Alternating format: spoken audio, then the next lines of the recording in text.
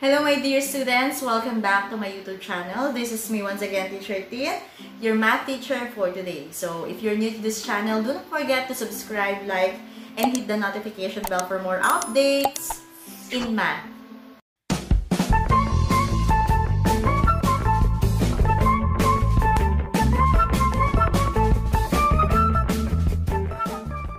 Okay, so welcome back. So for today's video, we're going to solve problem on algebraic expression. So bibigyan ko kayo ng example. So at least 3. So in this example, you're going to simplify the I will teach you on how to simplify the given expressions by combining the like terms and write the type of algebraic expression. So you're going to classify whether it is binomial, polynomial, monomial, or whatever type of algebraic expression is that. Okay, are you ready? Okay, let's go!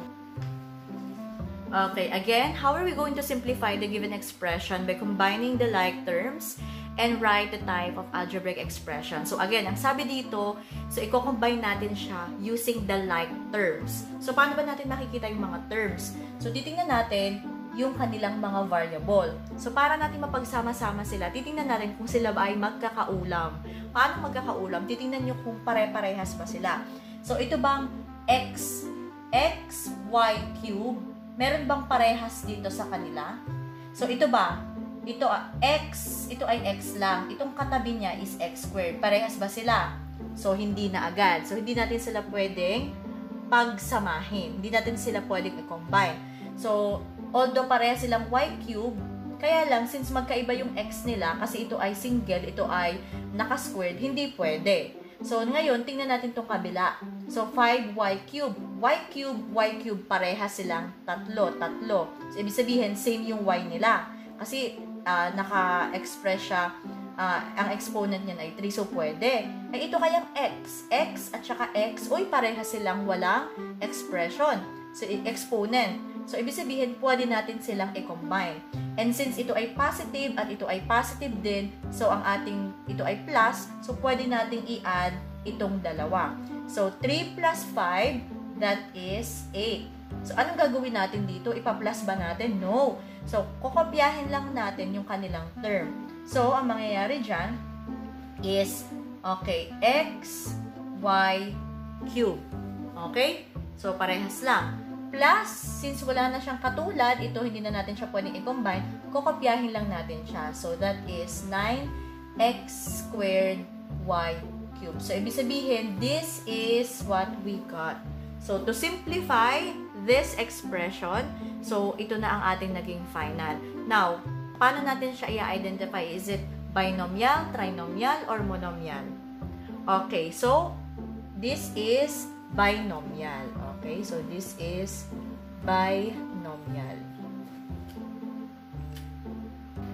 Okay, for our second example, 7ab squared c squared plus 2a cubed b squared minus 3abc minus 5ab squared c squared minus 2b squared a cubed plus 2ab. So, hanapin ulit natin ang mga pare-pares na term dyan.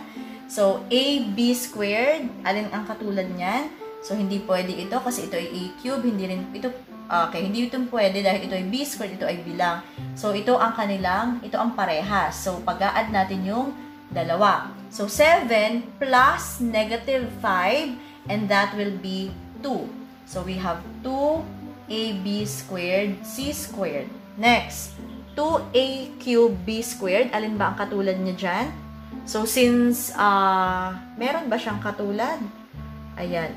Ayan. Ang katulad niya ay ito. So, kasi ay b squared, a cube. So, pareha sila. So, ito naman ang ipagko-combine natin. But since it is positive 2, and this one is negative, so, wala tayong magagawa dyan kundi i-cancel natin siya. So, next. 3abc. So, alin pa ang katulad niyan? Okay. Wala na siyang katulad. So, kokopyahin na lang natin siya. 3abc. And wala na rin itong katulad. So, kokopyahin lang natin. 2ab. So, to simplify, this mahaba. So, our final answer will be 2ab squared c squared minus 3abc plus 2ab. So, how will we categorize this? Is it binomial, trinomial, or monomial? Okay, very good. So, this is, yan, correct. So, this is trinomial. 1, 2, 3. This is a trinomial of the variables a, b, and c. Example number 3. 50x cubed minus 20x plus 8x plus 21x cubed minus 3x plus 15x minus 41x cubed. Okay, so paano natin i-simplify ito? So, pagsasama-samahin ulit natin yung mga same variables. So, x cubed, x cubed, x cubed. So, yan yung pagko-combine natin. So, paano ba ang combination niyang tatlong yan? Okay, 50, okay, plus 21. So, 50 plus 21. Okay, so that is 71. Plus negative 41. So, since it's negative 41, magmaminus tayo dyan. So, that is 30. And since mas malaki yung 71 kaysa sa 41, so mananatili ang positive sign nito. So, this is 30x cubed. Next, negative 20. Ano pa ang kasama niyan? Negative 20x. So, ito ay x, x, x, and x. So, sila na ang pagko-combine natin.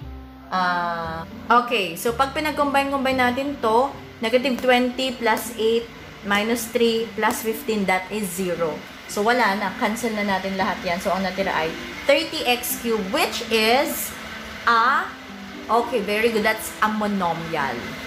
Okay, so that's the end of our lesson vlog for today. So, for our next vlog, we're going to discuss about the operations in algebraic expression.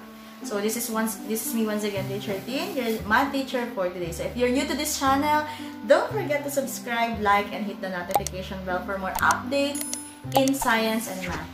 Bye!